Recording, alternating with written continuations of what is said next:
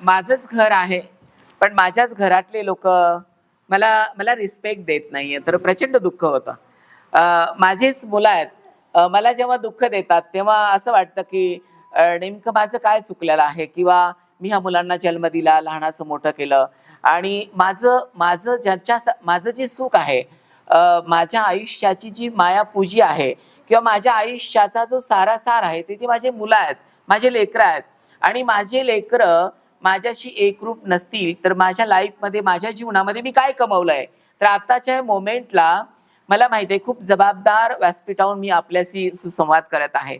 तर आपल्याला प्रचंड दुःख होतं, आणि ते दुःख वाटून घेण्यासाठी आत्ता मला असं वाटतं, काल पण नाही, आज पण नाही, उद्या पण नाही. असा कोणताही डॉक्टर नाहीये, असा कोणताही तज्ज्ञ नाही, असा कोणताही अभ्यासक नाहीये की आता ह्या मोमेंटला तुमचा प्रश्न सोडवू शकतो. पण मला विश्वास आहे, ज्या हनुमंत्राच्या चरणकमलामध्ये, ज्या आध्यात्मिक प्राणामध्ये आपण बसलेले आहात, हे प्रांगण आहे, हे आध्यात्मिक आहे, हे हनुमंत्राचं अंगण आहे, हे हनुमंत्राचा परिसर आहे, इथं पॉझिटिव्ह एनर्जी आहे ना, आपण सगळे जाणत असाल तर आज तुम्ही इथे बसलेले आहात. हो, तुमचे सगळ्यांचे प्रश्न सुटणार आहेत.